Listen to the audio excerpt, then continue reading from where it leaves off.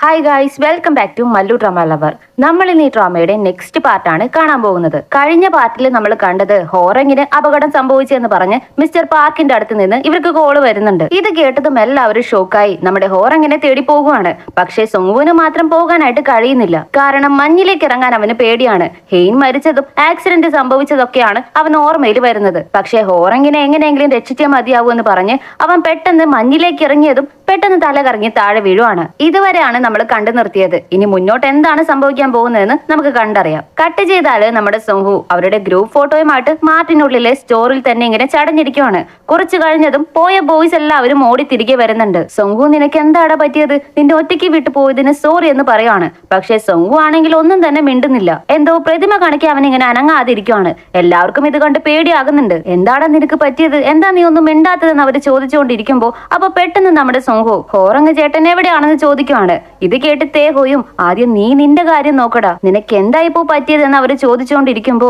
ഇല്ല ചേട്ടൻ ഇപ്പോ എവിടെയാണെന്ന് പറ, അവരിപ്പോഴും ബോധമില്ലാതെയാണോ കിടക്കുന്നേ, ബ്രോ എന്ന് പറ, ഹോറങ് ചേട്ടൻ എവിടെയാണെന്നൊന്ന് പറ എന്ന് പറഞ്ഞ് അവൻ കരയാനായിട്ട് തുടങ്ങുവാണ്. ആ സമയത്ത് നമ്മുടെ ഹോറങ് അവിടേക്ക് വരുന്നുണ്ട്. അവനൊന്നും തന്നെ സംഭവിച്ചിട്ടില്ല. മഞ്ഞിലെ കാല് തെറ്റി തലയടിച്ച് വീണതുകൊണ്ട് അവന് തലയിൽ ചെറുതായി പരിക്ക് പറ്റിയിട്ടുണ്ട്. ഇപ്പോ അവൻ ഹോസ്പിറ്റലിൽ നിന്നാണ് വന്നിരിക്കുന്നത്. ഇപ്പോ സൊങ്ഹുവിന്റെ അടുത്തേക്ക് വന്നിട്ട് എനിക്കൊന്നും തന്നെ പറ്റിയില്ലടാ, ചെറുതായി ഒന്ന് വീണതാണെന്ന് പറഞ്ഞതുമാണ് നമ്മുടെ സൊങ്ഹുവിന് സമാധാനമായതും. എന്താ നിനക്ക് പറ്റിയതെന്ന് ചോദിച്ചതും അവനൊന്നും തന്നെ മിണ്ടുന്നില്ല. കുറെ നേരം ഇങ്ങനെ സൈലന്റ് ആയിട്ട് ഇരിക്കുവാണ്. ഇത് കണ്ടതും ഇവർക്കാകെ പേടിയാകുന്നുണ്ട്. പറയടാ, എന്താടാ നിനക്ക് പറ്റിയതെന്ന് ചോദിച്ചതും അവൻ കരഞ്ഞുകൊണ്ട് ഞാൻ കാരണമാണ് ഇതെല്ലാം സംഭവിച്ചതെന്ന് പറയുവാണ്. ഇവർക്കാണെങ്കിൽ ഒന്നും മനസ്സിലാകുന്നില്ല. എന്താടാ നീ പറയുന്നതെന്ന് ചോദിക്കുമ്പോ എനിക്ക് മഞ്ഞിലിറങ്ങാൻ പേടിയാണ്, ഞാൻ കാരണമാണ് ഇതെല്ലാം സംഭവിച്ചതെന്ന് അവൻ കരഞ്ഞുകൊണ്ട് പറയുവാണ്. കട്ട് ചെയ്താൽ ഒരു ഫ്ലാഷ് ബാക്ക് ആണ് കാണിക്കുന്നത്. ഇവരുടെ തണ്ടേഴ്സ് ബോയ് ഗ്രൂപ്പ് ഡെബ്യൂട്ട് ചെയ്ത സമയം 5 വർഷത്തിന് മുമ്പ് മരിച്ചു പോയ നമ്മുടെ ഹെയിനെയാണ് കാണിക്കുന്നത്. സൊങ്ഹു അവന്റെ ഷൂട്ടൊക്കെ കഴിഞ്ഞ് ഹെയിനിനെ വെയിറ്റ് ചെയ്ത് നിൽക്കുവാണ്. നല്ലപോലെ മഞ്ഞും പെയ്യുന്നുണ്ട്. അപ്പോ ഹെയിൻ വന്നിട്ട് അവനോട് പറയും, സൊങ്ഹു നീ ഫസ്റ്റ് പൊക്കോ, എനിക്ക് ഇനിയും ഇന്റർവ്യൂ ചെയ്യാനുണ്ടെന്ന് പറഞ്ഞതും നിങ്ങൾ ഇതുവരെ കഴിഞ്ഞില്ലേ? പക്ഷെ അവര് പറഞ്ഞു ഞാനാണ് ലാസ്റ്റ് എന്ന്. ഇല്ലടാ, ഓർഡേഴ്സ് കുറച്ച് ചേഞ്ച് ആയിട്ടുണ്ട്, നീ ചെന്ന് റെസ്റ്റ് എടുക്ക്, എന്നിട്ട് നാളത്തേക്ക് നമ്മുടെ ബ്രോഡ്കാസ്റ്റിന് വേണ്ടി റെഡിയാകാൻ നോക്കെന്ന് പറഞ്ഞതും ചേട്ടാ അതിന് നിങ്ങൾ റെസ്റ്റ് എടുത്തിട്ടില്ലല്ലോ, നിങ്ങൾ എപ്പോഴും എന്തിനിങ്ങനെ ലാസ്റ്റ് ആവാൻ ശ്രമിച്ചുകൊണ്ടിരിക്കുന്നേ? ഞാൻ പോകുന്നില്ല, ഞാനിവിടെ വെയിറ്റ് ചെയ്യാം, നമുക്ക് ഒരുമിച്ച് പോകാം എന്ന് പറയുവാണ് അവൻ. ഇത് കേട്ട് ഹെയിനും അവന്റെ കയ്യിലിരിക്കുന്ന ഒരു ഗിറ്റാർ സൊങ്ഹുവിന് കൊടുത്തിട്ട് ഇതാ ഇത് ഞാൻ നിനക്ക് തരുവാണ്, ഇത് നിന്റെ ക്രിസ്മസ് ഗിഫ്റ്റ് ആണെന്ന് പറഞ്ഞു കൊടുക്കുവാണ്. ഇത് കണ്ടിട്ട് സൊങ്ഹു ചേട്ടാ ഇത് നിങ്ങളുടെ ഫേവറേറ്റ് അല്ലേ, എനിക്ക് എന്തിനാ ഇത് തരുന്നെന്ന് ചോദിച്ചാല് നീ ഞങ്ങളുടെ എല്ലാവരുടെയും കൊച്ചനിയനല്ലേ, എന്റെ ഫേവറേറ്റ് ആയ ഒന്ന് എന്റെ ഫേവറേറ്റ് ആയ ഒരാൾക്ക് തരുന്നു, അത്രേ ഉള്ളൂ. ഇന്ന് നമ്മുടെ ഗ്രൂപ്പ് ആദ്യമായിട്ട് നോമിനേറ്റ് ചെയ്ത ദിവസമാണ്, നമുക്ക് ഫസ്റ്റ് പ്ലേസ് വാങ്ങണം കേട്ടോ, അത് കഴിഞ്ഞ് നമുക്ക് വലിയൊരു പാർട്ടി ആഘോഷിക്കാനുള്ളതാണ്, നീ ഇപ്പോ വേഗം ചെല്ലെന്ന് പറയുമ്പോ അതെ ശരിയാണ്, ചേട്ടന്റെ ബർത്ത്ഡേയും ഇങ്ങ് അടുത്ത് വരുമല്ലേ, നിങ്ങൾക്ക് ഗിഫ്റ്റ് ആയിട്ട് എന്താ വേണ്ടതെന്ന് ചോദിക്കുമ്പോ എനിക്ക് ഗിഫ്റ്റിനേക്കാളും നമ്മൾ എല്ലാവരും ചേർന്ന് ഒരു ട്രിപ്പ് പോകണം, അതാണ് എന്റെ ആഗ്രഹമെന്ന് ഹെയിനും പറയുവാണ്. സോങ് ഇത് കേട്ട് ചിരിച്ചിട്ട് ശരി ഓക്കെ, നിങ്ങൾ എന്നാ വേഗം തിരികെ വരണം, ഞാൻ പോകുവാണെന്ന് പറഞ്ഞിട്ട് അവിടെ നിന്ന് കാറിൽ കയറി പോകുവാണ്. അന്ന് ഹെയിൻ നൈറ്റ് തിരികെ വരുന്ന വഴിയാണ് മഞ്ഞിൽ പെട്ട് അവന്റെ കാർ ആക്സിഡന്റ് ആയി അവൻ മരിച്ചും പോകുന്നത്. ഇപ്പോ ഇതെല്ലാം പറഞ്ഞ് സൊങ്ഹു കരഞ്ഞിട്ട് ഞാൻ കാരണമാണ് ചേട്ടന് അപകടം പറ്റിയത്, ഞാനൊരു പക്ഷേ അവരുടെ കൂടെ നിന്നിരുന്നെങ്കിൽ ഹെയിൻ ചേട്ടൻ ഇപ്പോ നമ്മുടെ കൂടെ ഉണ്ടാവായിരുന്നു അല്ലേ എന്ന് പറഞ്ഞ് സൊങ്ഹു പൊട്ടിക്കരയാനായിട്ട് തുടങ്ങുവാണ്. ഇവന്റെ കരച്ചിൽ കേട്ട് ഇവർക്ക് എല്ലാവർക്കും സങ്കടമാകുന്നുണ്ട്. എല്ലാവരും അവനെ സമാധാനിപ്പിക്കാനായിട്ട് തുടങ്ങുവാണ്. കട്ട് ചെയ്താൽ ഇവിടെ ആ ജിംബൂക്കിനെയാണ് കാണിക്കുന്നത്. അയാൾ ആ സിഇഒ മിന്നിനോട് എന്താണ് അവന്മാർക്ക് എന്ത് പറഞ്ഞാലും ഒരു പേടിയില്ലാത്തത്, എന്ത് പറഞ്ഞ അവന്മാരെ ഒന്ന് ഒഴിപ്പിക്കാൻ പറ്റുന്നതെന്ന് പറഞ്ഞുകൊണ്ടിരിക്കുമ്പോ അവന്മാർക്കോ, അത് അവന്മാർക്ക് ഇനി ഒന്നും നഷ്ടപ്പെടാനില്ലാത്തത് കൊണ്ട്, മുഖ്യമായും ആ ഹോറങ്ങിന് അവൻ ഒരു കാരണവശാലും ഗിവപ്പ് ചെയ്യില്ല, അതെല്ലാം അവന്റെ ബംബേഴ്സിന് വേണ്ടിയാണെന്ന് സിഇഒ മിൻ പറഞ്ഞതും ഓഹോ അങ്ങനെയാണോ, എന്നാ ഇനി എന്റെ മെയിൻ ടാർഗറ്റ് ആ ഹോറങ് തന്നെയാണെന്ന് ജിംബുക്ക് പറയുമ്പോ സിഇഒ മീൻ പതിയെ ഫോൺ എടുത്ത് അയാൾ കാണാതെ അതൊക്കെ റെക്കോർഡ് ചെയ്യാനായിട്ട് തുടങ്ങുവാണ്. എന്നിട്ട് ചോദിക്കും അല്ല ബോസ്, നിങ്ങൾ എന്തുകൊണ്ടാ അവന്മാരെ കൊണ്ട് ആ മാറ്റ് സെല്ല് ചെയ്യാനായിട്ട് സമ്മതിക്കാത്തെ? ഇത് കേട്ട് ജിംബുക്ക് ഇല്ല, അതെന്റെ കയ്യിൽ വന്നതിന് ശേഷമേ വിൽക്കാൻ സാധിക്കൂ, അതെന്റെ ഒരു പേഴ്സണൽ മാറ്റർ ആണെന്ന് കൂടി കരുതിക്കോ, അതുമല്ല ഞാൻ ഫ്യൂണറൽ ഡ്രസ് ഇട്ട് അവിടെ വരെ പോയത് അവൻ കണ്ടിട്ടുണ്ട്, എനിക്ക് ആ CCTV ഫൂട്ടേജ് നശിപ്പിക്കാൻ കഴിഞ്ഞില്ലെന്ന് പറയുവാണ്. ഇതെല്ലാം സിഇഒ മിന്നും റെക്കോർഡ് ചെയ്യുന്നുണ്ട്, ജിൻബുക്ക് അറിയാതെ. കട്ട് ചെയ്താലും നെക്സ്റ്റ് ഡേ ഇവര് ബോയ്സ് എല്ലാവരും കൂടി അഡ്മിനിസ്ട്രേഷൻ ക്ലർക്കിനെ കാണാൻ വേണ്ടി വന്നിരിക്കുകയാണ്. ഇവരുടെ മാർട്ട് പിന്നെയും തുറന്ന് പ്രവർത്തിക്കാൻ വേണ്ടി എന്തെങ്കിലുമൊക്കെ വഴി കാണാൻ പറ്റുമോ എന്നറിയാം. പക്ഷെ അവര് പറയുന്നത് എന്താണെന്ന് നോക്കിയാല് നിങ്ങളുടെ മാർട്ടിൽ നിന്ന് സ്പോട്ടിൽ തന്നെ സാധനങ്ങൾ കണ്ടെത്തിയിട്ടുണ്ട്, അതുകൊണ്ട് ഇതത്ര ഈസി ആയിട്ട് വരില്ല, പക്ഷെ നിങ്ങളുടെ കയ്യിൽ എവിഡൻസ് ഉണ്ടെങ്കിൽ ഇതധികം വിഷയമല്ല, എവിഡൻസ് നിങ്ങളുടെ കയ്യിൽ ഉണ്ടോ എന്ന് ചോദിക്കുമ്പോ ഞങ്ങൾ ഇല്ലാത്ത സമയത്ത് മാറ്റിലേക്ക് ആരോ വന്നത് CCTV-യിൽ ഞങ്ങൾ കണ്ടതാണെന്ന് പറയുമ്പോ അയാളാണത് വെച്ചതെന്ന് നിങ്ങളുടെ കയ്യിൽ തെളിവുണ്ടോ എന്ന് അവര് ചോദിക്കുവാണ്. ഇല്ല മാഡം, അതിനുള്ളിലെ CCTV ഫുട്ടേജ് കട്ടാണെന്ന് ലീജിൻ പറഞ്ഞതും നമുക്ക് പ്രോപ്പറായ ഒരു എവിഡൻസ് വേണം, അതില്ലാതെ മുന്നോട്ട് പോകാൻ പറ്റില്ലെന്ന് പറഞ്ഞതും പിന്നെ ഞങ്ങൾ എന്ത് ചെയ്യും മാഡം എന്ന് ഇവര് ചോദിക്കുവാണ്. നിങ്ങളിപ്പോ പെറ്റീഷനും എഴുതി വാ, നിങ്ങളുടെ സസ്പെൻഡ് കാലാവധി കുറച്ചു തരാൻ അങ്ങനെ ഞാൻ ശ്രമിക്കാമെന്ന് അവര് പറയുവാണ്. ഇത് കേട്ടതും നമ്മുടെ ഹോറങ്ങും ബോയ്സും ഇതിന് നമുക്ക് നമ്മുടെ കസ്റ്റമേഴ്സിനെ ആശ്രയിച്ചേ പറ്റൂ, അവരുടെ എല്ലാവരുടെയും കയ്യിൽ നിന്ന് നമുക്ക് പെറ്റീഷൻ എഴുതി വാങ്ങണമെന്ന് പറയുമ്പോ പക്ഷെ ഇവർക്ക് ഇടങ്കോലായിട്ട് നിൽക്കുന്ന ഒരേ ഒരാളുണ്ടല്ലോ, ജിങ്സം മാർട്ടിന്റെ ഓണർ. അയാൾ എന്തെങ്കിലും പണി തന്നാലോ എന്ന് ഇവർക്ക് പേടിയാകുന്നുണ്ട്. കട്ട് ചെയ്താലും നെക്സ്റ്റ് ഡേ ആ പെറ്റീഷൻ സൈൻ ചെയ്യാനായിട്ട് കസ്റ്റമേഴ്സിനെ തിരഞ്ഞിറങ്ങുവാണ് ഇവരെല്ലാവരും.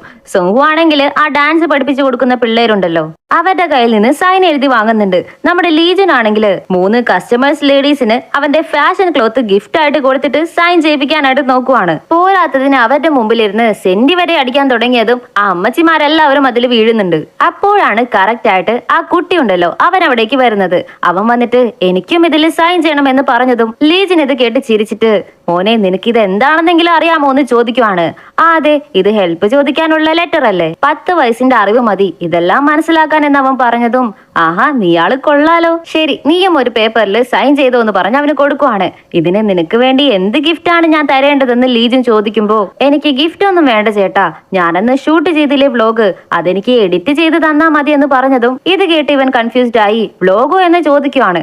അതെ, മുത്തശ്ശിയുടെ ബർത്ത്ഡേക്ക് ഞാൻ അടുത്ത വ്ലോഗ് ഇല്ലേ അതിനെ കുറിച്ചാ പറഞ്ഞതെന്ന് പറയുമ്പോ ഇപ്പോഴാണ് നമുക്ക് കാണിക്കുന്നത് അന്ന് മുത്തശ്ശിയുടെ ബർത്ത്ഡേയുടെ ദിവസം ഇവനൊരു ക്യാമറ വെച്ച് അവിടെ നടക്കുന്നതെല്ലാം ഷൂട്ട് ചെയ്തുകൊണ്ടിരിക്കുവായിരുന്നു.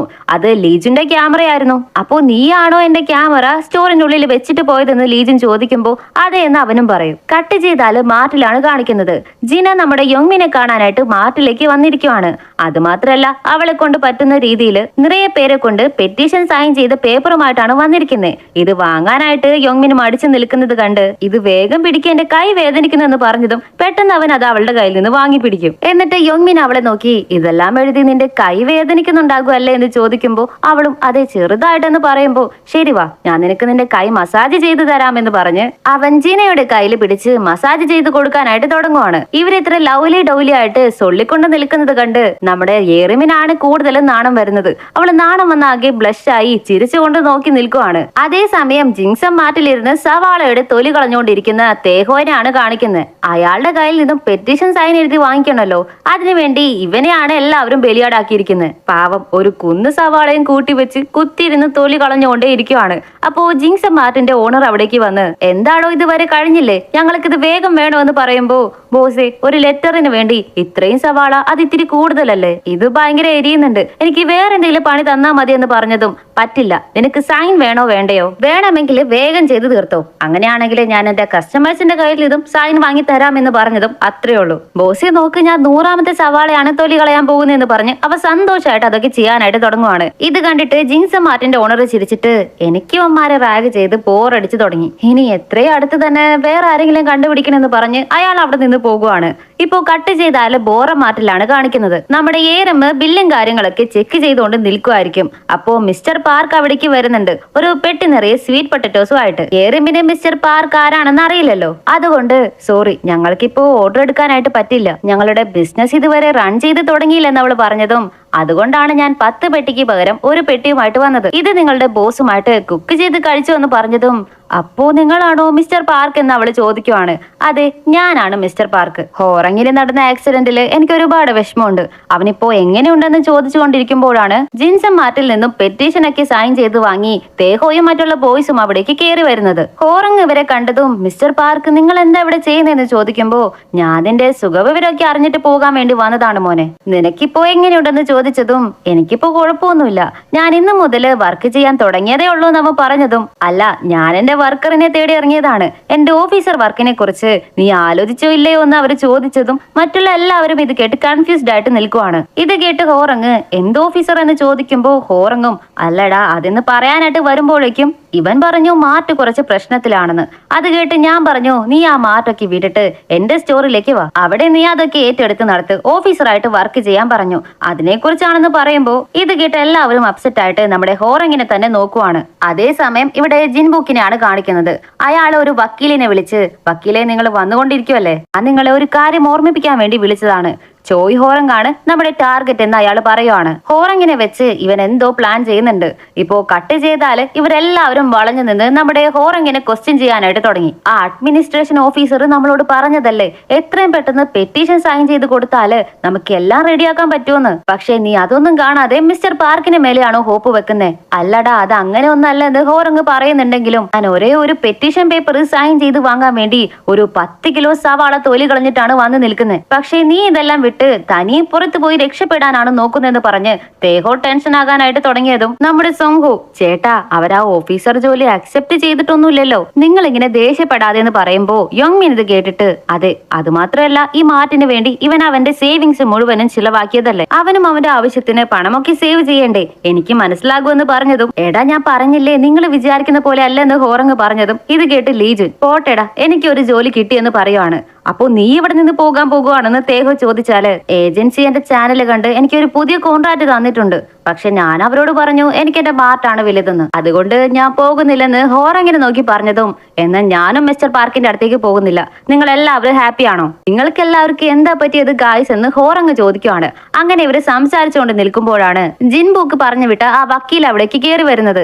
അയാളെ കണ്ടിട്ട് ഇവരെല്ലാവരും കൺഫ്യൂസ്ഡ് ആയിട്ട് നോക്കി നിൽക്കുവാണ്. ആ സമയത്ത് കറക്റ്റ് ആയിട്ട് മാർട്ടില് പോയ പവർ തിരികെ വരുന്നുണ്ട്. നിങ്ങൾക്ക് മാർട്ട് പ്രവർത്തിക്കാനായിട്ട് ഈ ലൈറ്റ് എങ്കിലും വേണ്ടേ എന്ന് അവർ ചോദിക്കുന്നത് കണ്ട് ഇപ്പൊ എന്താ ഇങ്ങനൊരു ഡീൽ എന്ന് ഹോറങ് ചോദിക്കും. ഗായ്സ് നിങ്ങളോട് എനിക്ക് കുറച്ച് കാര്യങ്ങൾ സംസാരിക്കാനുണ്ട്, ഇഫ് യു മൈൻഡ് കുറച്ച് സമയം തരാമോ പോസ്റ്റ് ലീജൻ എന്ന് നമ്മുടെ ലീജനെ നോക്കി ചോദിച്ചതും അവനാണെങ്കിൽ ആകെ കൺഫ്യൂസ്ഡ് ആയിട്ട് വണ്ടർ അടിച്ച് എന്നെയോ എന്ന് ചോദിച്ചുകൊണ്ട് ഷോക്കായി നിൽക്കുവാണ്. ഇതോടെയാണ് ഈ പാർട്ടിയുടെ കഴിയുന്നത്. അടുത്ത പാർട്ടുമായിട്ട് ഞാൻ വേഗം തന്നെ വരുന്നതായിരിക്കും. ഇനി ഒരേ ഒരു ഫൈനൽ പാർട്ട് കൂടി മാത്രമേ ഈ ഡ്രാമയിൽ ബാക്കിയുള്ളൂ. അതുകൂടി കഴിഞ്ഞാൽ നമ്മുടെ ഈ ഡ്രാമ തീർന്നിരിക്കുകയാണ്. ജിൻബുക്ക് പറഞ്ഞു വിട്ട വക്കീല് ഇവരോട് എന്തായിരിക്കും സംസാരിക്കാൻ പോകുന്നത്, നമ്മുടെ തണ്ടേഴ്സ് ബോയ് ഗ്രൂപ്പ് മാർട്ട് വിട്ടുകൊടുക്കാനായിട്ട് തയ്യാറാകുമോ ഇല്ലയോ എന്നെല്ലാം നമുക്ക് ഫൈനൽ പാർട്ടിൽ കണ്ടറിയാം. അപ്പൊ അവസാനത്തെ പാർട്ട് മിസ് ചെയ്യാതെ കാണുന്നുണ്ടെങ്കിൽ നമ്മുടെ ചാനൽ ഒന്ന് സബ്സ്ക്രൈബ് ചെയ്ത് വെക്കുക, അടുത്തുള്ള കുഞ്ഞു ബെല്ലൈക്കണും കൂടി എനേബിൾ ചെയ്ത് വെച്ചേക്കുക. വീഡിയോ ഇഷ്ടമായാലേ ലൈക്ക് ചെയ്യുക, ഷെയർ ചെയ്യുക, വീഡിയോ കുറിച്ചുള്ള അഭിപ്രായങ്ങളും കമന്റ് ചെയ്ത് പറയാനായിട്ട് മറക്കരുത്. നമ്മുടെ ഇൻസ്റ്റാഗ്രാം അക്കൗണ്ടും മറ്റ് ചാനൽസും ഫോളോ ചെയ്യാത്തവരാണെങ്കിൽ അതും കൂടി ഒന്ന് ഫോളോ ചെയ്ത് വെച്ചേക്കാം. ഈ ഡ്രാമയുടെ ഫൈനൽ പാർട്ടുമായിട്ട് നമുക്ക് വേഗം തന്നെ കാണാം. അതുവരേക്കും എല്ലാവർക്കും ബൈ.